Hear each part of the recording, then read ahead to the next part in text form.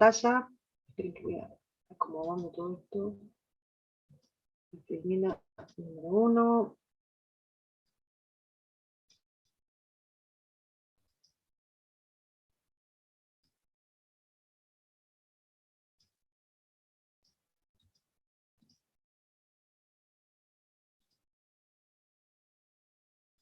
Ahí está. Características de los sistemas operativos modernos. Los mencionamos la clase pasada, que yo les dije que uno de ellos era la arquitectura micronúcleo, los multihilos, multiproceso simétrico, sistemas operativos distribuidos y diseño orientado a objetos. Estas 5 características las vamos a ampliar un poquito, pero yo les pedí que leyeran como para que fuéramos avanzando con el tema, ¿no? Cuando hablamos de arquitectura micronúcleo, que es una característica de los actuales sistemas operativos, implica que la palabra micro indica que es una pequeña porción, algo pequeño. Cuando hablamos de micronúcleo o microkernel, estamos usando sinónimos, uno en castellano, otro en inglés, pero significan exactamente lo mismo. Esto implica que en el núcleo del sistema operativo voy a tener pocas funciones. Esas funciones, que van a ser pocas, son funciones esenciales, las más básicas y necesarias para que el sistema operativo no esté compuesto por un montón de funciones extras, sino con las básicas y las más necesarias. Luego, el resto de las funciones, el resto de las actividades que va a realizar el sistema operativo, no las va a hacer el núcleo, sino que lo van a hacer otros módulos llamados servicios. Por eso se dice que el sistema operativo se divide en módulos pequeños y bien definidos. Esos pequeños módulos van a ser las funciones. El microkernel, o sea, ese código que va a ser muy chiquito, se ejecuta en un modo que se le llama modo núcleo. El modo núcleo es algo así como una forma de ejecución de la máquina que tiene permisos totales para hacer cualquier cosa en mi hardware, mientras que el otro modo, sería el modo usuario, es el que tiene ciertas restricciones. Por eso es que al micronúcleo se le van a dar la particularidad de trabajar en modo núcleo porque le va a dar permiso de hacer cualquier cosa, ¿sí? Básicamente todo, y todo lo demás que son los servicios se van a dividir en procesos que se llaman clientes y procesos servidores. Estos procesos clientes y procesos servidores van a trabajar en modo usuario, que se les llama.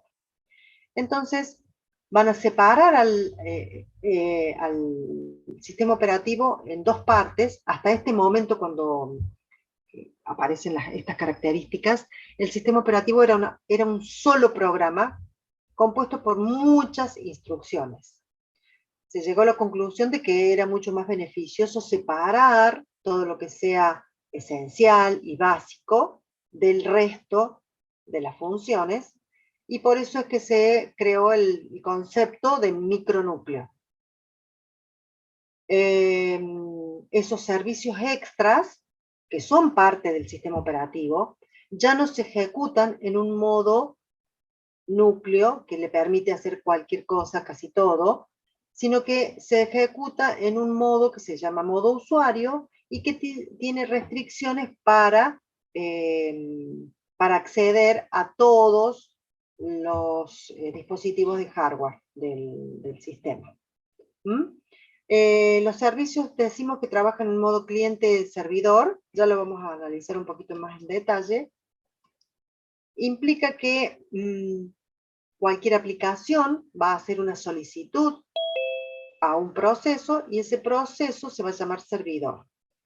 Esa solicitud o petición se hace a través de mensajes. Los clientes pueden ser procesos de la misma máquina, como también procesos de otras máquinas. Y esa petición se envía a través de la red o a través del bus de comunicaciones por medio de un mensaje. Esa es la técnica que utiliza. Perdónenme, pero me están comiendo los mosquitos, no sé por qué tengo mosquitos acá abajo del escritorio. Me estoy rascando.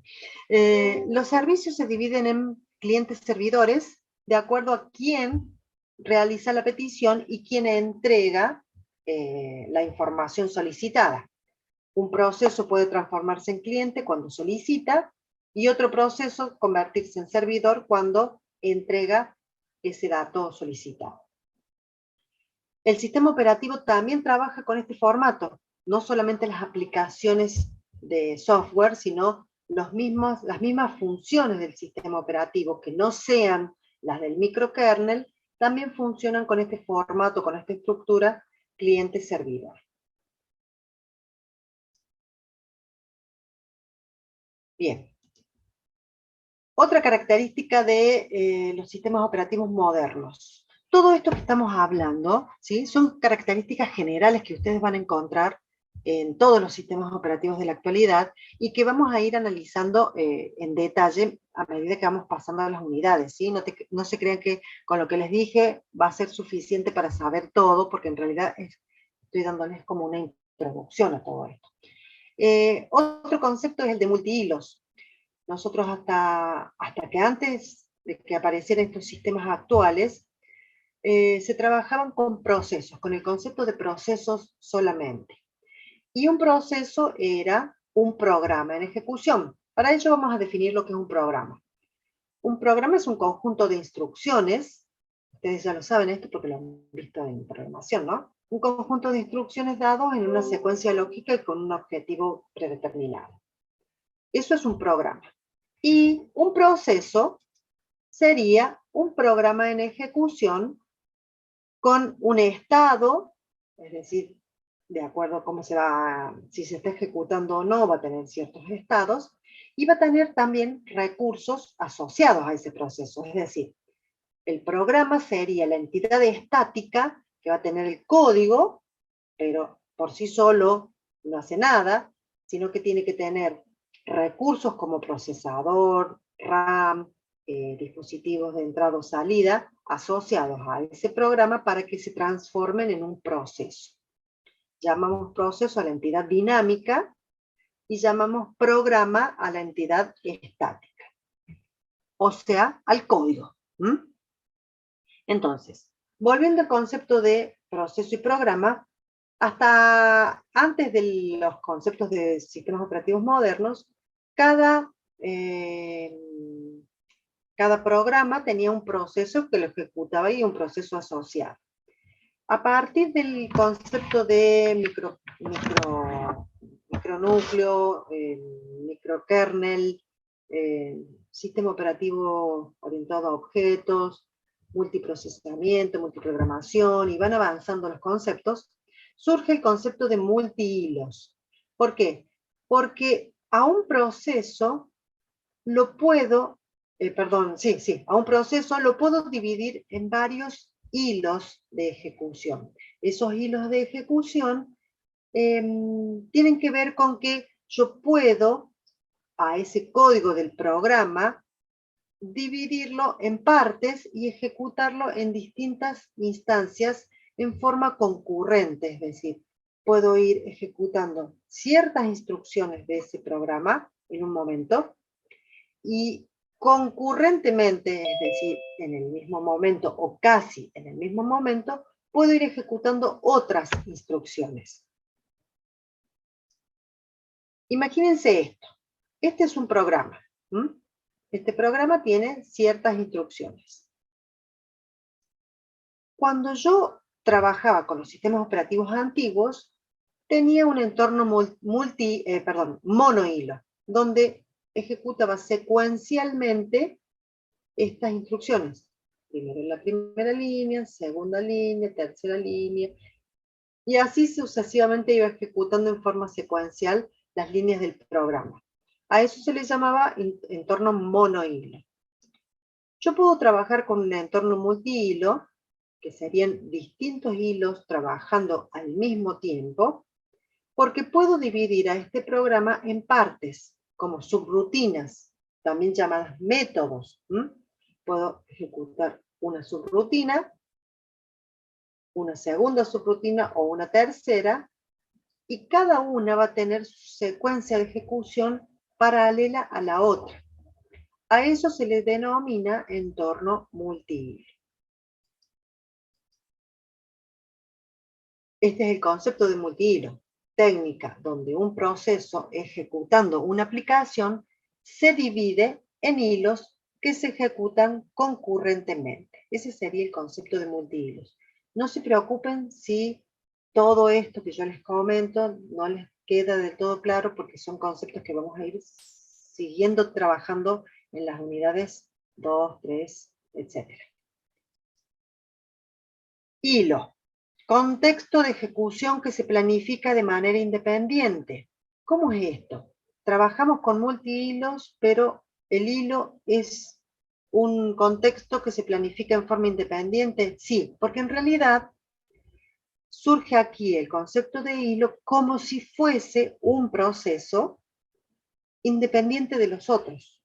A pesar de que, volvemos para atrás en el grafiquito, a pesar de que el entorno multihilo tiene que ver con distintas tramas de ejecución de un mismo programa, yo puedo manejar a cada uno de estos hilos como si fueran uno independiente del otro. En realidad van a compartir algunas cosas entre sí como recursos, pero se los puede administrar en forma independiente. Por eso se habla de un entorno multihilo donde un mismo programa puede tener hilos de ejecución porque son secuencias de ejecución diferentes. Trasladémoslo a la práctica. Yo creo que ya la clase pasada les hice un comentario. Si nosotros trabajamos con un navegador que accede, con un buscador, por ejemplo, un buscador de información. Nosotros abrimos el buscador y ponemos alguna palabra clave para buscar. Si yo abro otra ventana de ese buscador, estamos abriendo de un mismo programa otro hilo de ejecución y tengo dos hilos paralelos.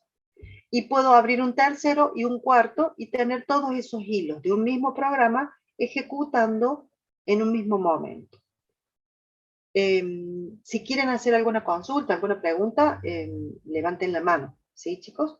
Yo vi acá que Luciano quedó marcado, pero no sé si es porque me quiso decir algo o...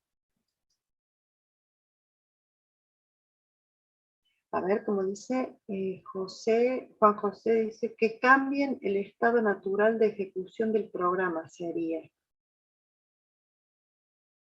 Ah, sí, Luciano, no hay problema. No entendí, Juan José.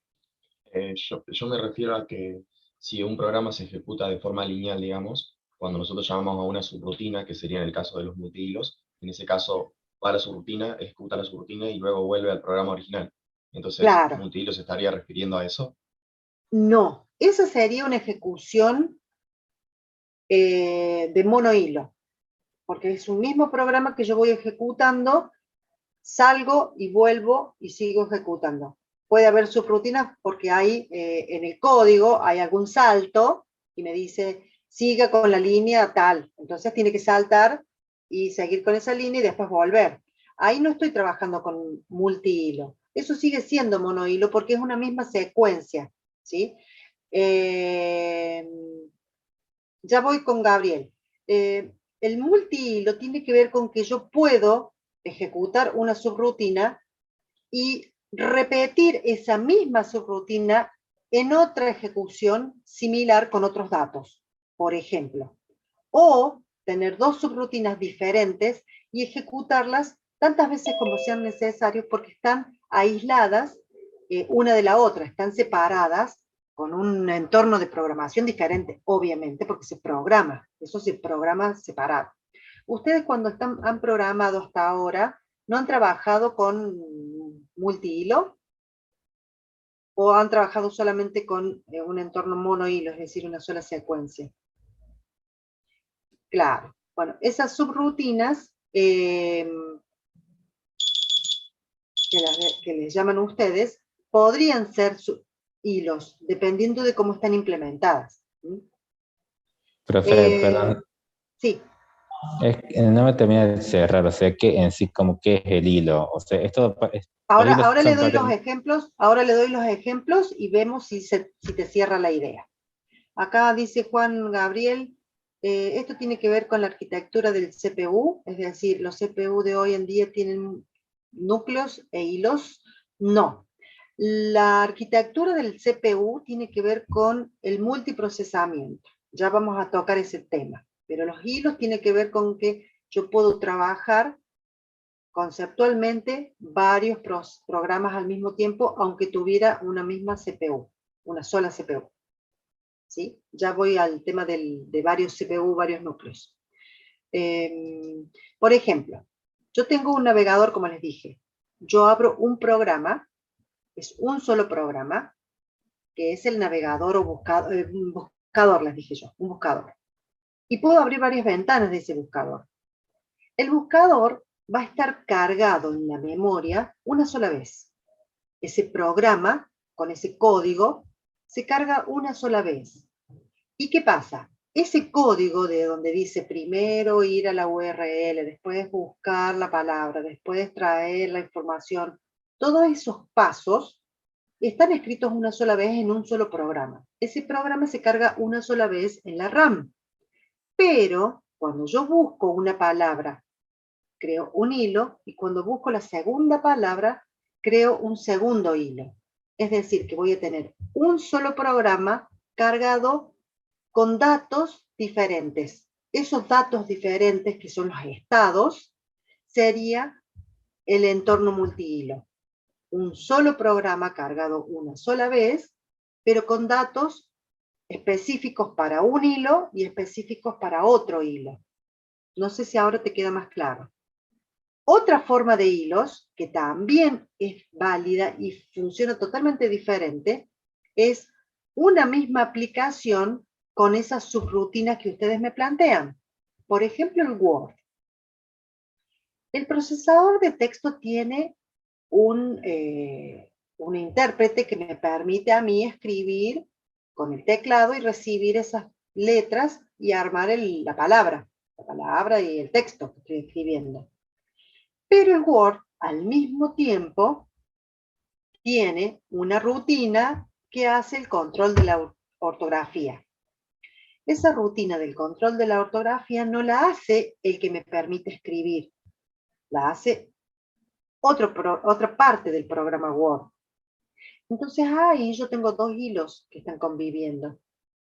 Dentro del Word, que es un solo programa, ejecuto por un lado la ortografía y por el otro lado el que me va escribiendo y me permite que visualice por pantalla ese texto. A su vez, hay otra subrutina que cada ciertos intervalos de tiempo va guardando lo que yo voy escribiendo, ¿sí? Porque para que no se pierda la información, tengo un backup de respaldo. Son tres partes del programa, de un mismo programa, que se ejecutan como hilos también, se ejecutan en forma concurrente, pero son distintos códigos del programa porque están divididos en subrutinas, como dicen ustedes, que van a ejecutarse, puede ser al mismo tiempo, es decir, una ejecuta al mismo tiempo que la otra y van haciendo diferentes funciones. Eso también es un entorno multihilo. ¿Por qué? Porque la aplicación y los recursos que yo utilizo es uno solo, es la del Word, y todos los demás son partes de ese programa. El otro caso que yo les dije de los servidores también es un entorno multihilo, pero con la salvedad de que hay un solo programa y un solo código que se va repitiendo y replicando en mi procesador. ¿Sí? Son distintas formas, pero lo mismo siguen siendo multihilos. Es En como el cuando otro el caso que yo les teléfono. En el otro caso que yo le dije que era el entorno multihilo, monohilo, quizás Juan José me quiso decir esto y yo no lo interpreté, pero el entorno monohilo se detiene en la ejecución de ese programa para hacer la subrutina y vuelve al mismo punto donde continuaba. Ahí estamos hablando de monohilo, porque es uno solo que sigue una sola secuencia y que es un solo entorno y que es un solo recurso asignado, o sea, todo de uno. En el otro caso, cuando se comparten, ya hablamos de multihilos. Sí, ahora sí te escucho porque seguía hablando yo mientras ustedes preguntaron. Es como, por ejemplo, cuando en el teléfono vos estás escribiendo algo y el teclado te predice como al momento que vos estés escribiendo lo que querés Claro, escribir. esa es una subrutina que está en dos hilos diferentes. ¿Por qué? Porque uno te está permitiendo escribir a vos y por el otro lado te está sugiriendo palabras asociadas a tu escritura. Entonces ahí tenemos dos hilos de ejecución de un mismo programita, que es WhatsApp. Sí, es como, o sea, un programa que está dividido, entonces, Que está como dividido en decía, varias partes y en que varias partes y se ejecutan simultáneamente. simultáneamente, ¿no? Sí. Ah, claro, ahí entendí. Bien, Gracias. el simultáneo va a depender de la capacidad del procesador y todo eso, pero puede ser casi simultáneo, ¿está? Si nosotros tenemos un solo procesador, estamos hablando de monoprocesamiento, pero puede haber multiprogramación. Ya hablamos la clase pasada de multiprogramación y les dije, vamos alternando tan rápidamente que casi no nos damos cuenta que es un solo procesador. Nos parece que hubiese muchos procesadores, pero en realidad lo que van alternando son los programas. Primero este, segundo este, primero este, segundo este, y así voy alternando. Eso sería multiprogramación. Cuando yo tengo varios procesadores, sí son en simultáneo, en forma real, porque van trabajando en dos procesadores diferentes cada uno, entonces no van pidiendo permiso, primero yo, primero yo, segundo yo, sino que los dos van trabajando en forma paralela. Por eso hay que hacer la diferenciación entre multiprogramación con un solo procesador y multiprogramación con varios procesadores, porque yo puedo tener varios procesadores trabajando en forma paralela y a su vez multiprogramando dentro de esos procesadores. No sé si los estoy confundiendo porque les estoy metiendo varios conceptos al mismo tiempo, pero así funciona. Yo puedo tener un solo procesador y hacer multiprogramación. Y nos simula como que todos trabajan al mismo tiempo. Pero en realidad, como hay uno solo que permite trabajar, voy alternando entre los distintos procesos. Cuando yo tengo más de un procesador, más de una CPU o más de un núcleo, puedo trabajar en forma paralela o en forma simultánea en distintos procesos porque son dos o más procesadores. 2, 3, 4, 8, 12. Entonces puedo cargar en cada uno distintos procesos. En el otro caso no. Cargo de a ratitos uno, de a ratitos el otro y voy alternando. A eso se le llama multiprogramación. ¿Estamos hasta allí? Volviendo al multihilos. Entonces, yo estoy ejecutando una aplicación que se va a dividir en hilos. Esos hilos se ejecutan en forma concurrente. Concurrente tiene que ver con que yo empiezo uno y antes de que termine ese, puedo comenzar otro. No tengo que esperar que termine ese proceso para poder comenzar el siguiente. Si yo tengo que esperar, se le llama secuencial. Ejecución secuencial. En cambio es concurrente cuando no empezaron al mismo tiempo, pero empezaron en distintos momentos, pero uno empezó antes de que el otro termine. Por eso se le llama concurrente.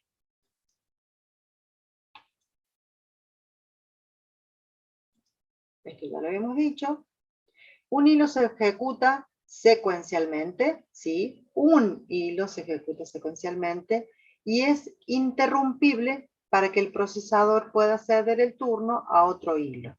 En el caso que tengamos un solo procesador, yo puedo ir ejecutando un hilo, mantener en stand-by a ese hilo para que ejecute otro hilo, mantener en stand-by ese segundo hilo para traer al primero a la ejecución, es decir, que puedo ir alternando entre uno y otro, tal cual como hacía antes con los procesos.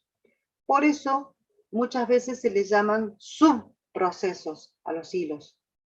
También otro concepto que se le dice a los hilos es el de thread, ¿sí? En inglés. Hilo en thread. Hilo y thread es lo mismo. Y van a ver que en el libro, si no me equivoco, en el libro de Tannenbaum, habla mucho de subprocesos y no la palabra hilos. Pero estamos hablando de lo mismo. Por eso se dice que un proceso, en la actualidad, es un conjunto de uno o más hilos. ¿Sí? Es como que el proceso engloba a los hilos. Acá viene con el tema de la CPU o los núcleos, multiproceso simétrico. Hasta hace un tiempo atrás, varios años, el multiproceso no existía, había un solo procesador. Cuando aparecieron las máquinas con más de un procesador, empezó con un formato que se le llamaba maestro-esclavo. Es decir, había un procesador para que ejecutara el sistema operativo y otros procesadores que ejecutaban las aplicaciones de usuarios. ¿Qué problema traía este esquema de trabajo, esta estructura de trabajo con multiproceso? Si yo tenía el sistema operativo en un procesador y fallaba ese procesador, se me caía el sistema. Porque el procesador, a pesar de tener la máquina, a pesar de tener otros procesadores, solo tenía cargado el sistema operativo en uno. Y solo funcionaba el sistema operativo en uno. Ese procesador fallaba todo el sistema.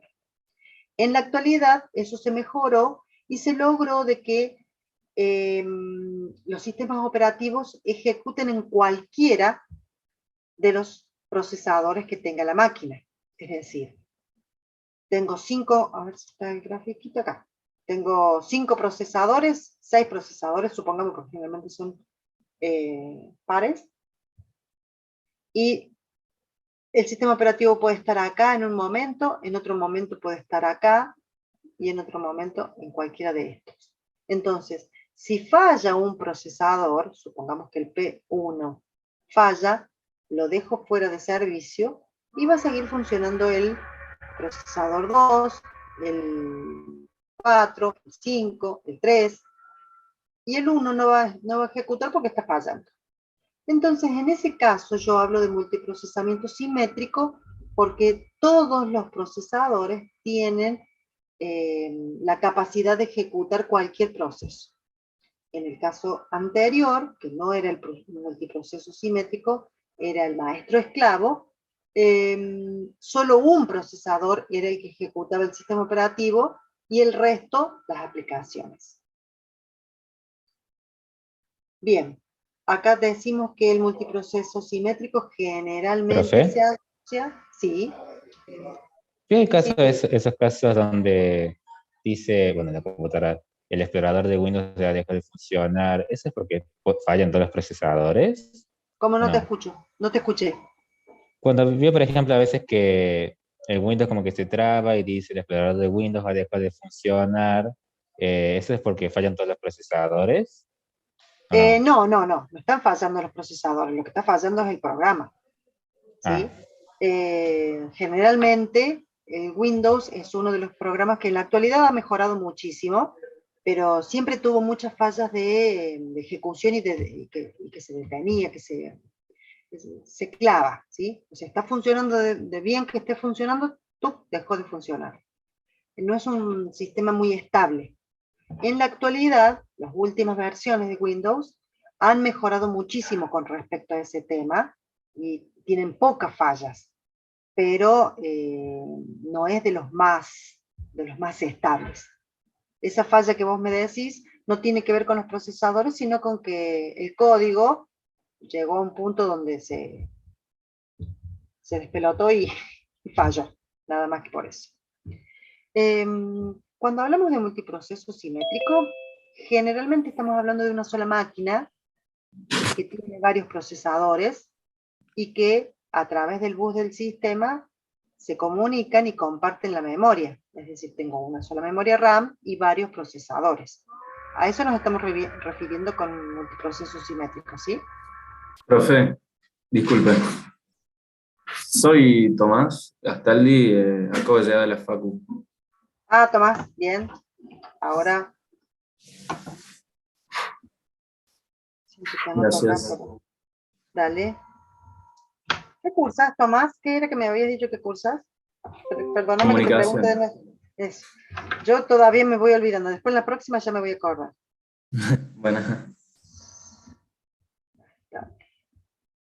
Ya pronto esperemos que no tengamos más este problema. Que volvamos todos. Bueno, entonces.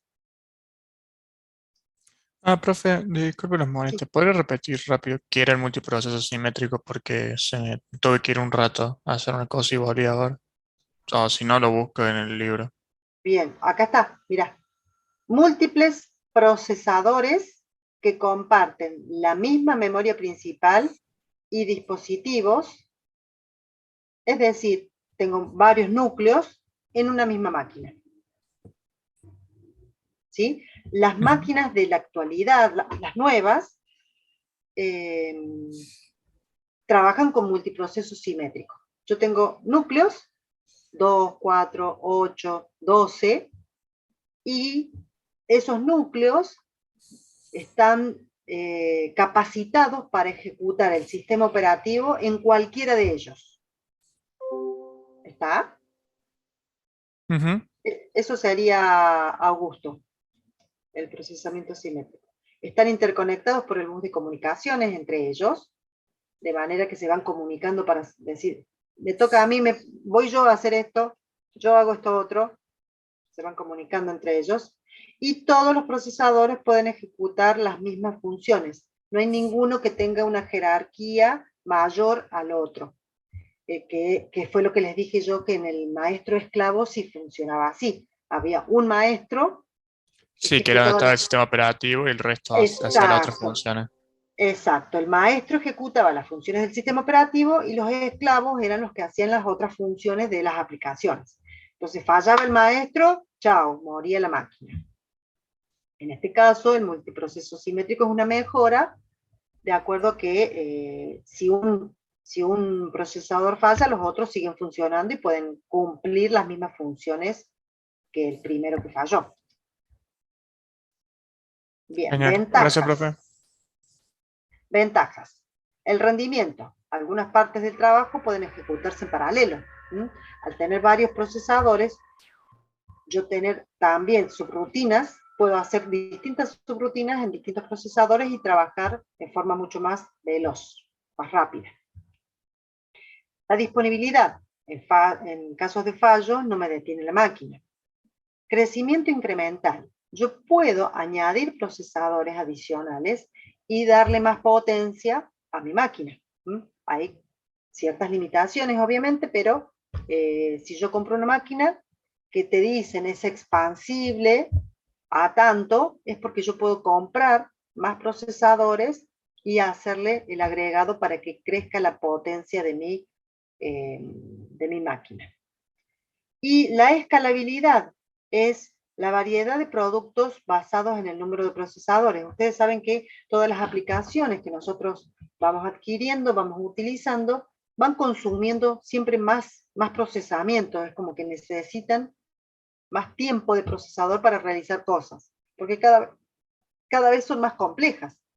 Entonces, si yo tengo varios procesadores y que todos puedan hacer esas funciones, voy a poder adquirir o utilizar esos productos, esos software que están basados en cierta cantidad de procesadores.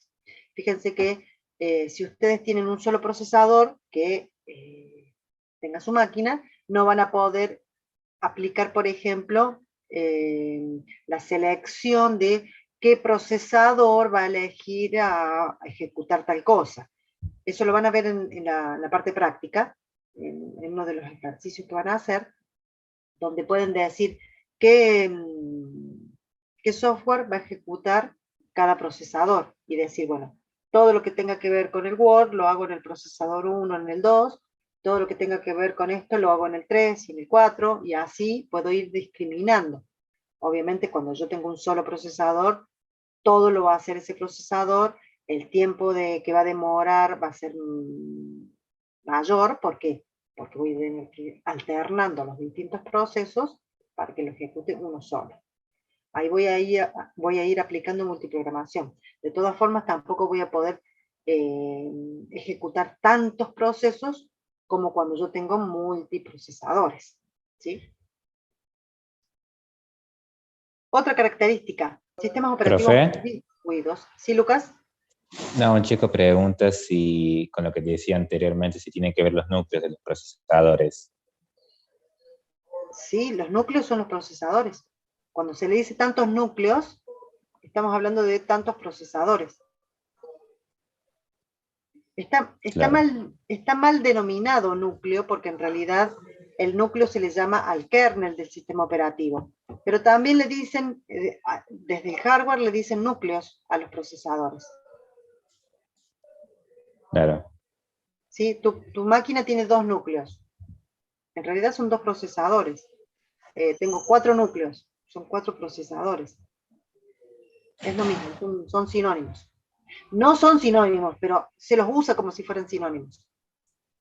Claro, desde el hardware son sinónimos, pero que por la función del núcleo es otra cosa. ¿Sería así? Claro, si nosotros conceptualmente hablamos de núcleos, no estamos hablando de procesadores, estamos hablando del núcleo del sistema operativo. Pero en el hardware se dice núcleo, procesador, y se lo usan como palabras que significan lo mismo. Bien. Con respecto a los sistemas operativos distribuidos, ustedes van a encontrar que de un tiempo a esta parte, los sistemas operativos nos permiten que los usuarios puedan acceder a recursos remotos, es decir, yo en mi máquina puedo acceder con mi sistema operativo a un dato, a un archivo o a un dispositivo remoto, que no está donde estoy yo, como por ejemplo una impresora o un servidor de archivos, y eso lo permite, porque están los sistemas operativos orientados a sistemas distribuidos. Cuando hablamos de sistemas operativos distribuidos propiamente dicho, podemos hacer una salvedad, que es que nos crean la ilusión de que estamos trabajando con una sola máquina, siendo que son un grupo de máquinas todas separadas entre sí, conectadas, pero yo prácticamente ni me entero que son varias. Parece que fuera una sola. Yo quiero este dato, accedo al dato, y el sistema operativo se encarga de buscarlo donde corresponda, donde esté. Cuando vos entras a internet, a un buscador, vos buscas la palabra. ¿Le decís dónde buscarla? No, no le decís. El sistema operativo busca donde sea que se encuentre y me lo trae. Y por eso a mí me da la ilusión de que yo estoy en una máquina sola, trabajando, pero en realidad estoy trabajando con varias máquinas separadas físicamente, pero conectadas a través de un sistema operativo distribuido. Generalmente cuando hablamos de clusters, estamos hablando de esto, de que son distintas máquinas que comparten entre sí recursos, y que una trabaja y usa el procesador de la otra o usa la base de datos de la otra, y se van turnando entre los distintos recursos que proponen y que disponen, y uno no se entera dónde está trabajando realmente, sino que la usa y punto. El sistema operativo es el que se encarga de administrar a dónde va a mandar a procesar, a dónde va a mandar a buscar, a dónde va a mandar a ejecutar el programa, independiente de quién lo solicitó. Cuando nosotros tenemos conciencia de dónde se está ejecutando cada cosa, no estamos hablando de un sistema operativo distribuido propiamente, estamos hablando de un sistema operativo de red. Por ejemplo, yo me quiero conectar con la máquina de un amigo. La máquina de mi amigo se llama máquina de Juan. Si yo quiero acceder a los recursos de la máquina de Juan y le pongo máquina de Juan y me conecto y le saco información de allí, yo sé a dónde estoy accediendo. Eso es un sistema operativo de red, no es un sistema operativo distribuido. Porque el concepto de sistema distribuido es que yo creo que es una sola máquina y tengo distribuidos los recursos y no sé dónde. Y no me interesa tampoco, porque el sistema operativo se encarga de buscarlo donde corresponda.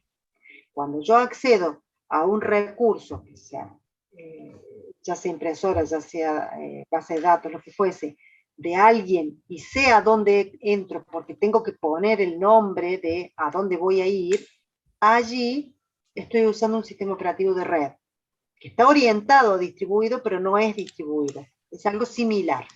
Sí, Augusto. Por ejemplo, hay una aplicación que se llama TeamViewer, en donde te hace un IP y te hace una contraseña al azar y te conecta a la computadora de otra persona con esa que Pero tiene vos, ese IP. pero vos tenés que saber el IP de esa persona. Ah, claro, ¿Sí? si vos lo sabes, teóricamente sería el Si vos primer lo tipo, sabés, vas ¿no? a poder acceder. Si no lo sabés, no podés. Eso no Claro, sería un sistema operativo orientado y distribuido, sino es orientado a red. claro, eso estaba preguntando. Si era de red, porque con Es tu de red, es de red. computadora accedes a la otra. Accedes a la otra, pero sabiendo a dónde vas. Claro, Sabes que querés venir a mi máquina y no a otra cualquiera. En cambio, el distribuido somos 5 computadoras conectadas.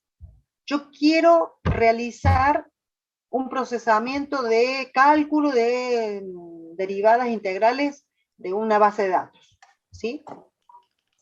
Lo pongo a ejecutar. Yo no sé si lo está haciendo mi máquina o lo está haciendo el procesador de tu máquina o la de otro compañero. Se realiza el procesamiento y nosotros no nos enteramos dónde trabajó. No sabemos dónde fue ejecutado realmente, en qué máquina. Eso es un sistema operativo distribuido propiamente dicho. Por eso dice, crea la ilusión de una sola máquina, potente. Pero en realidad son varias máquinas separadas. ¿Ah? No tenemos la conciencia de saber a dónde se hizo. ¿Se entiende? sí, sí, se entiende. Algo similar que me planteó, me parece que Lucas me planteó la clase pasada, cuando jugaba a un juego que acceden a un servidor, me dijo algo así. ¿Puede ser vos, Lucas, que me planteaste eso? Sí, sí, era una página donde, bueno, vos te registras, querés jugar a un juego que tu computadora no soporta, entonces del lado del servidor creo hace todo el procesamiento del juego y a vos te lo muestra y vos podés jugar desde tu computadora, pero no se está Claro. ejecutando en tu computadora. Pero vos, en la forma de acceder a ese juego, vos tenés que poner a dónde querés conectarte, en qué dirección, o te conectás a la web y de ahí te lleva a cualquier lugar que te soporte lo que vos querés hacer. No sé, la verdad, no me acuerdo. Bueno, supongamos que no sabes a dónde te conectás, eso sería el concepto de distribuido. Si vos sabes que tenés que conectarte, te dice usted conéctese a esta dirección que va a soportar su máquina, es otra máquina que vos sabes de quién es, eso ya no sería distribuido, ya se sería un sistema operativo de red. Porque no tenemos conciencia en los distribuidos. En el de red sí. Yo creo que el concepto que vos me planteaste me pareció que era más sistema operativo distribuido que de red. Pero bueno, ahora te va a quedar la duda a vos. Bien. El procesamiento de los datos está distribuido entre diferentes máquinas, que es lo que les comenté recién. Y permite que las aplicaciones se ejecuten en varios procesadores al mismo tiempo. Yo puedo tener una aplicación repitiendo ejecuciones o alternando ejecuciones. Es decir, puedo ejecutar varias cosas al mismo tiempo en distintas máquinas o una parte en una máquina, otra parte en otra máquina y voy saltando de procesador en procesador de acuerdo a las posibilidades y las, digamos, necesidades que tenga cada uno de seguir Profe, disculpe, ejecutando. esto de sistemas operativos distribuidos, Lo sería vamos a ver tipo, en el capítulo 7, al final del año. le iba a preguntar, ¿es tipo esos juegos que salieron que a medida que jugás es como que hacen tipo minería? Vos sabés que te escucho muy mal, Sebastián, te escucho algunas palabras y otras no. Si podés hablar un poquito más fuerte. Ahí se escucha mejor. Ahí Si sí, no, mejor. que le quería consultar, si no es tipo esos juegos que salieron actualmente modernos, que a medida que jugás es como que farmean las criptomonedas o las minas, no sé cómo lo hacen. ¿Sería algo similar? Yo creo que sí. Creo que sí. De todas formas, como no tengo información fidedigna de qué es eso, si vos no sabés quién lo hace, tenés el concepto de sistema distribuido. Porque sabes que se hace en algún lugar, pero no sabes dónde. Si puede ser en tu misma máquina porque tiene la potencia de hacerla, o se traslada el procesamiento a otra máquina fuera de la tuya y te devuelve solamente el resultado. Ay, perdón.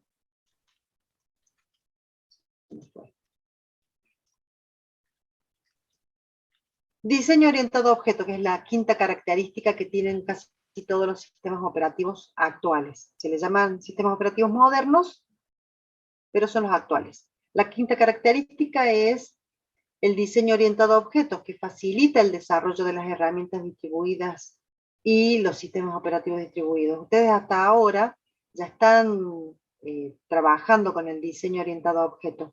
Todo lo manejan a través de objetos. Las programaciones y los sistemas operativos permiten que uno pueda trabajar con objetos. ¿Para qué? Para poder darle mayor seguridad a cada uno de los objetos. ¿Qué son objetos? Son archivos, son procesos, son dispositivos, ¿sí? Todo para el sistema operativo es un objeto. Y yo puedo manejar a cada proceso, a cada archivo, a cada dispositivo, como si fuera una sola cosa, dándole, por ejemplo, permisos de lectura, escritura y grabación, o accesos con claves para que se puedan acceder o no se puedan acceder, un identificador que los represente. Es decir, que todo el concepto, sobre todo de Windows ahora, es a través de objetos. Linux, en su momento, desde que surgió, manejó este concepto de que cada cosa, el proceso, el archivo, el dispositivo, es un objeto. Pero en realidad no le llamó objeto, le llamó archivo, porque un proceso estaba guardado dentro de un archivo. El archivo de texto estaba guardado dentro de un archivo. El código de un programa estaba en un archivo. Los dispositivos tienen asociados un archivo, el controlador y el mismo dispositivo en sí. O sea que todo para Linux van a encontrarlo dentro de los archivos. Pero es el mismo concepto de objeto, o sea que responde el diseño orientado a objetos también. Pero obviamente el concepto de objeto fue de acuerdo a este paradigma que ustedes están estudiando ahora, creo que en el análisis de sistemas deben estar viendo el paradigma orientado a objetos, y no sé si en AED vieron algo de orientado a objetos. ¿O PPR tuvieron en primero o la tienen ahora, PPR? Segundo. SR, ¿qué sería? PPR es PPR es de paradigma de, segundo. Lo de tenemos este programación. año. PPR es Ah, de este año segundo, lo tienen. profe, y en Python no vemos nada de orientado a objetos. Ah, no. Ah, bien. ¿Ni siquiera la teoría? Vimos todo el tema relacionado a texto, pero no, me parece que no, archivo de texto, pero no sé si es lo Quizás, mismo. quizás ahora, cuando empiecen PPR, van a ver el paradigma orientado a objeto y también lo que ven en ASI.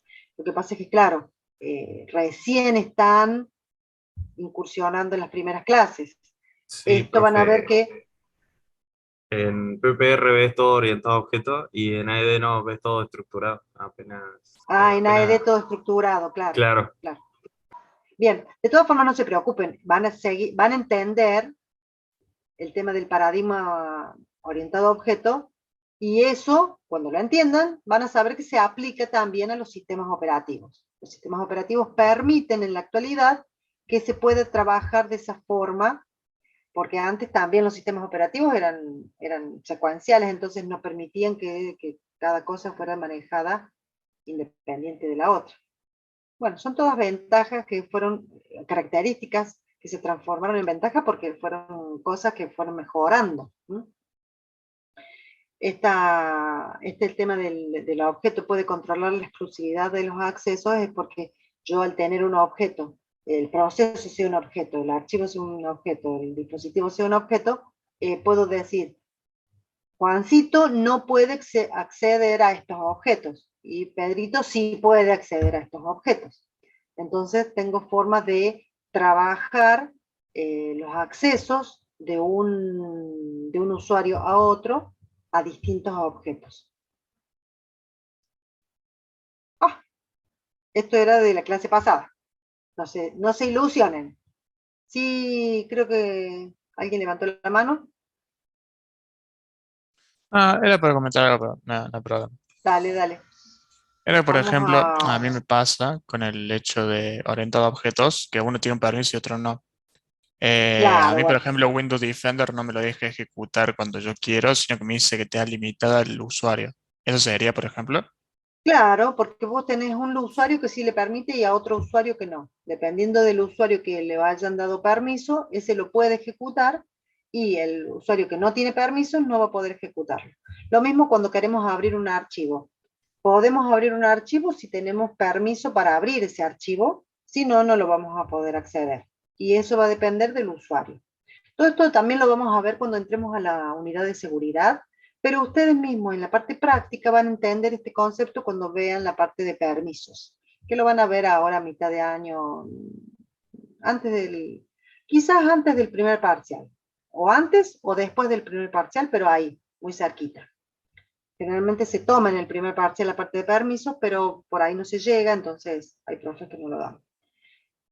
No lo dan en ese momento, no lo dan después. Pero eso es el tema de permisos. Generalmente se aplica más para los archivos, pero también se puede aplicar a todos los objetos, o sea, a un proceso. ¿Por qué? Porque yo tengo un programa que ejecuta. Ese programa es un archivo. Si yo no le pongo permiso de ejecución a ese archivo, ese objeto programa no va a poder ser ejecutado por un usuario. Entonces ya ahí le estoy dando una limitación. Por eso es como que aíslo cada cosa como un objeto y digo, a esto sí, a este no, a este sí, a este no.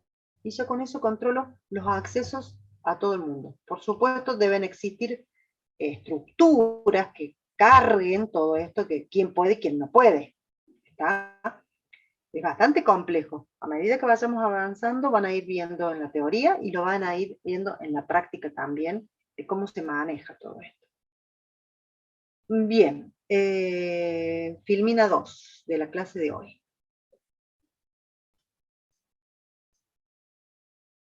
Compartir. Compartir. Bien, introducción a los sistemas operativos. ¿Están viendo la Filmina?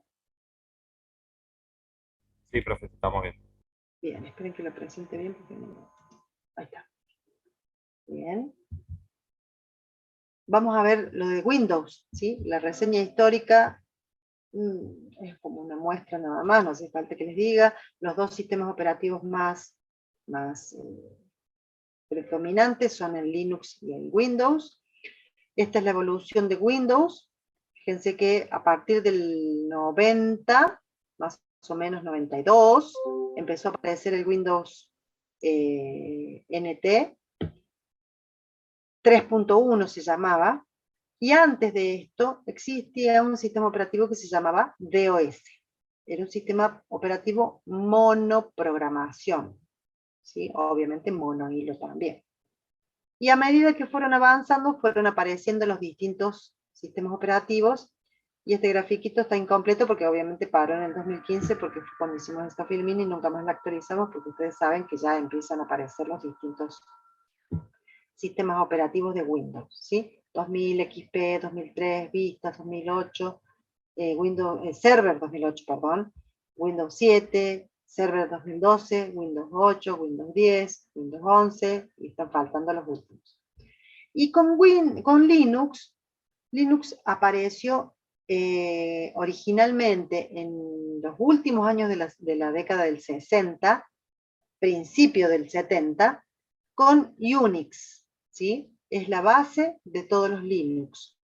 Unix es un sistema operativo que fue creado por el Ministerio de Defensa de Estados Unidos y se utilizó desde esa época hasta los 90, 91 como único sistema operativo de este tipo. pero en el año 90 aparece el Linux como una opción de Unix, pero para máquinas un poco más pequeñas, porque esto era orientado a mainframes o máquinas grandes que utilizaba el Ministerio de Defensa. Después van a ver la historia porque creo que la tienen que haber charlado con el profe del práctico. A partir del 91 creo que aparece la primera versión del Linux, y ahí fueron mejorando las versiones del núcleo, porque Linux ya surgió con el concepto de sistema operativo microkernel, ¿sí?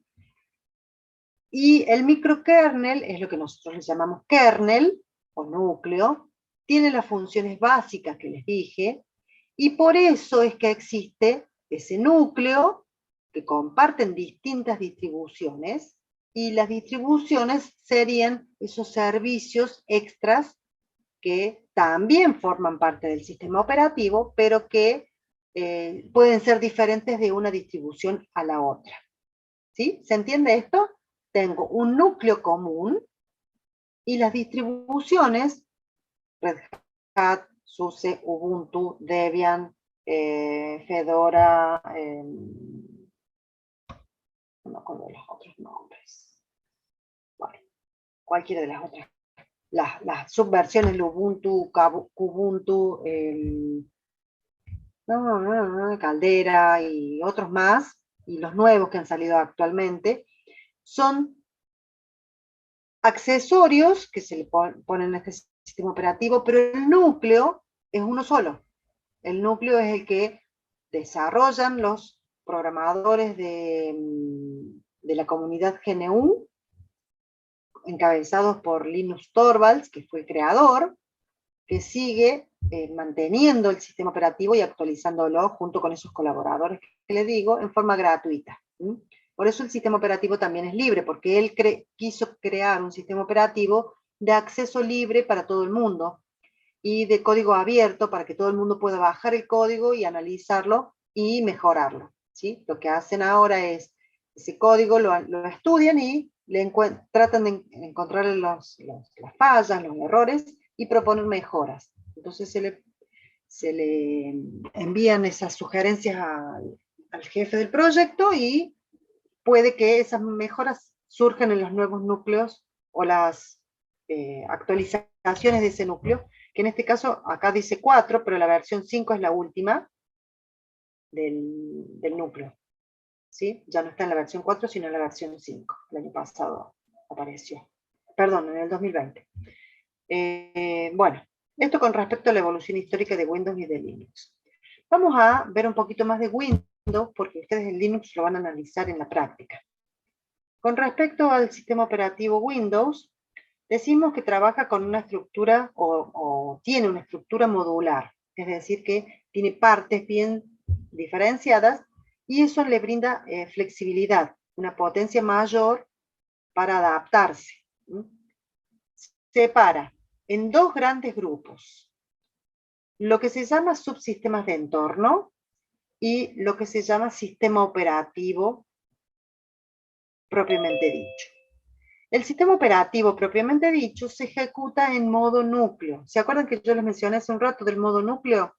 El modo núcleo es una forma de trabajar donde tiene permisos de acceso a todo el hardware de bajo nivel. Mientras que el modo usuario es todo un software que permite realizar ciertas operaciones, pero hay algunas operaciones específicas que no las puede realizar. Eso le da una opción de seguridad para que no todos los softwares puedan entrar al hardware directamente, sino que tengan que pedirle permiso al kernel del sistema operativo para poder hacer esas tareas. O sea que el modo núcleo tiene prácticamente todos los permisos de trabajar con el hardware y modificarlo, mientras que los subsistemas de entornos que trabajan en modo usuario no tienen todos los permisos. Dentro del modo núcleo o modo kernel tenemos tres partes o tres productos fundamentales. Lo que se llama el sistema ejecutivo, el kernel y la HAL, que es la capa de abstracción del hardware. Estas tres partes forman la estructura del sistema operativo de Windows de modo núcleo. Esta estructura que ven aquí, que es bastante compleja de leer, es lo que mostraron de Windows hace un tiempo atrás, hace unos años.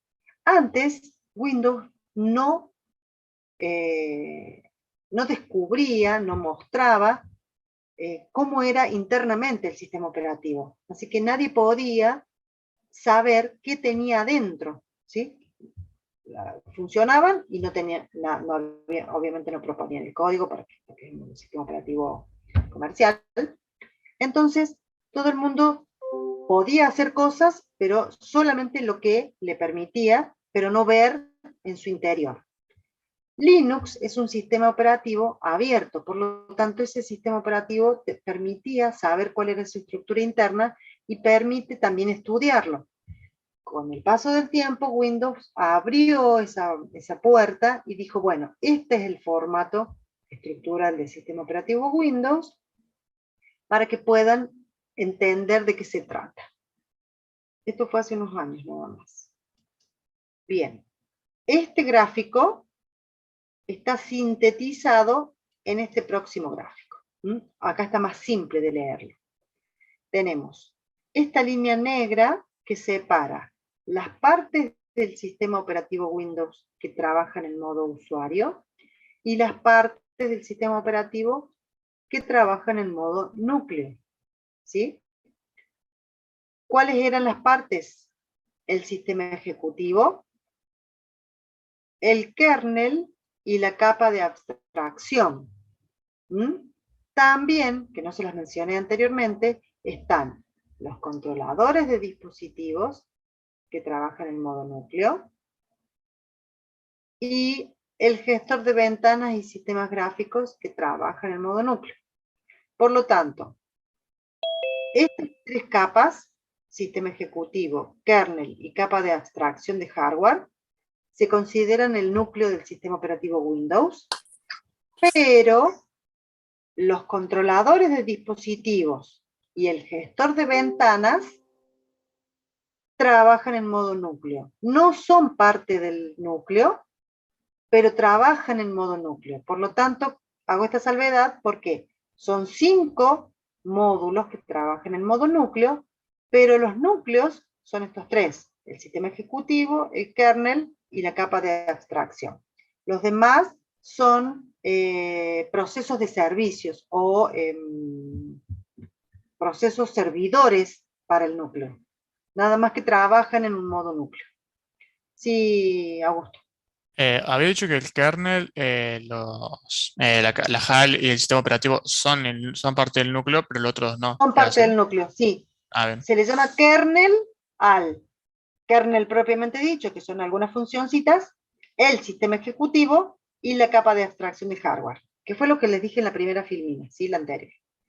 Pero los controladores, que podrían considerarse como modulitos extras, también trabajan en modo núcleo.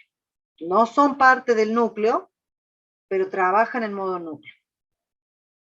¿Sí? El gestor de ventanas y los controladores de dispositivos. ¿Por qué? Porque son los que acceden directamente al dispositivo impresor, al dispositivo mouse, al dispositivo teclado, al dispositivo pantalla, y así todos los dispositivos entrada-salida. Y después tenemos las aplicaciones que trabajan en modo usuario. Estas aplicaciones de modo usuario son las que no acceden directamente al hardware, sino que necesitan del kernel para poder hacer algo. Pero son los que brindan el servicio ¿a quiénes? A los usuarios propiamente dicho. ¿Sí? El proceso de soporte tiene que ver con, por ejemplo, los accesos. El que me pide el login, la clave, están aquí. Proceso de soporte, que me abre ciertas ventanas para poder ingresar a las aplicaciones. Sí.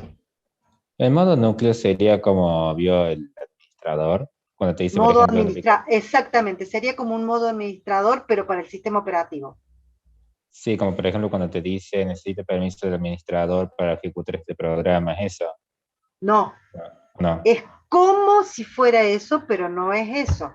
Porque todo lo que vos haces en modo administrador o modo usuario, en la ventana del Linux, que me imagino que te estás refiriendo a eso, todo eso trabaja en modo usuario.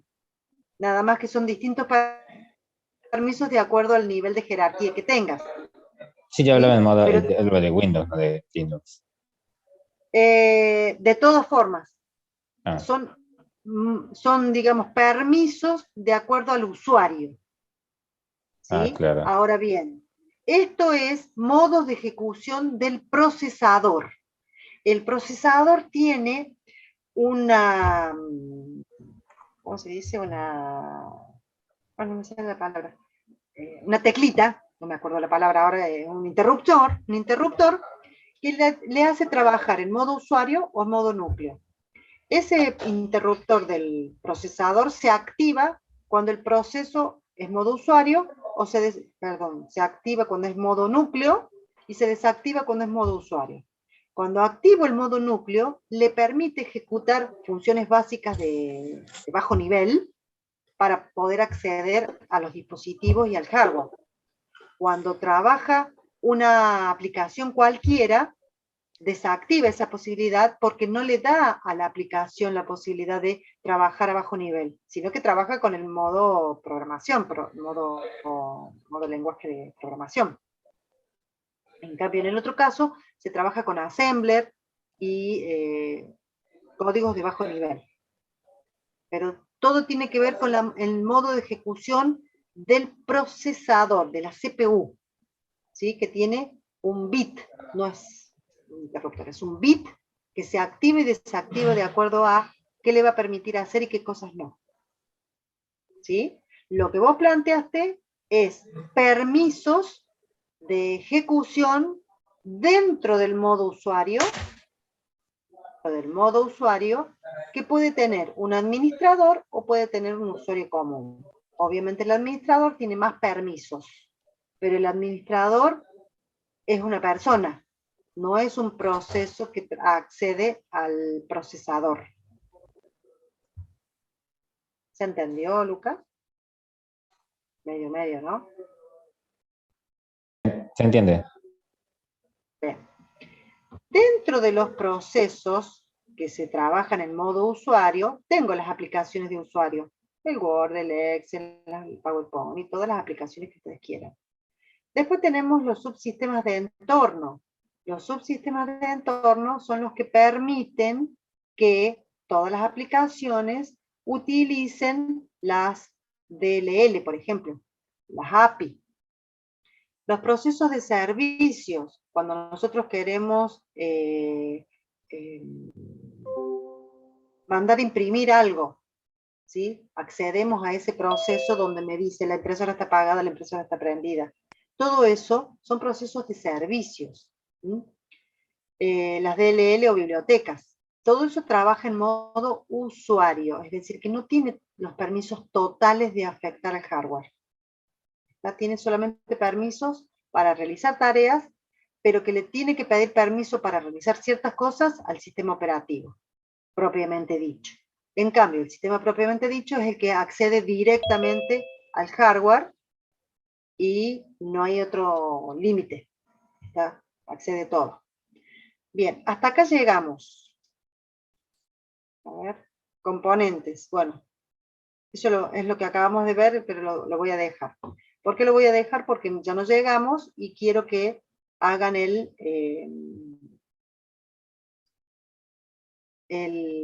cuestionario del día de hoy. ¿Sí? Así que vamos a cortar aquí y continuamos la clase que viene. Déjenme ver si consideré cuestionario. Profe, una duda. Para ir estudiando, ¿vamos estudiando desde el libro de Linux? Que Del está en libro UV. del Linux van a poder leer un poquito de Linux, del tema de la historia y cómo trabaja, pero en realidad el libro de Linux es para la práctica. Ah, entiendo. Sí, hay teoría, pero está orientado a la práctica. Para estudiar ustedes las filminas que yo les doy, es el libro de Tannenbaum y el de Stalin. ¿Le mandé los dos libros ya? ¿O le mandé solamente el de Stalin? Mandé el primero al profe y yo le mandé el mail y me dijo que le mandara quién iba a ser el encargado del curso o algo así. Pero como nadie lo habló todavía, no. Ah, para avisarles, sí. Bueno, ya tengo el encargado del curso, porque me parece que nadie me mandó nada, ¿eh? A ver, déjenme ver si Si yo quiere le ya mando mi tengo. número, profe, porque la verdad nadie habló de eso. Nadie se ofreció. 2K2, déjenme ver. 2K3, perdón. 2K3, ¿no? 2K3. No, tengo el del año pasado, así que nadie se ofreció. Y no recibí mails, excepto que lo haya recibido anoche o esta mañana, que ya no consulté el correo. Bien, discutan un poquito si tienen un grupo de WhatsApp, a quién proponen y me mandan el mail. A esa persona le voy a mandar el correo,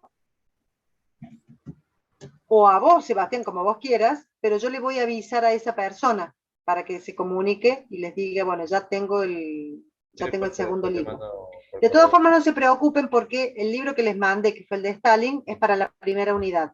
Así que ya tienen la primera unidad allí. Para cuando empecemos la segunda unidad, todavía no les hace falta el libro, el otro. Disculpe, profe. Yo no pude poner presente en la V. Si envío el cuestionario, ¿eso también cuenta como presente o...? Cuenta como medio presente. Bueno, gracias. Perfecto. Bien. Entonces, vayan haciendo el cuestionario porque tienen un límite de tiempo. Aquel que quiera hacer alguna consulta puede ir haciendo consultas, pero si no, ya se pueden retirar. Nos vemos la clase que viene y continuamos con la arquitectura de Windows.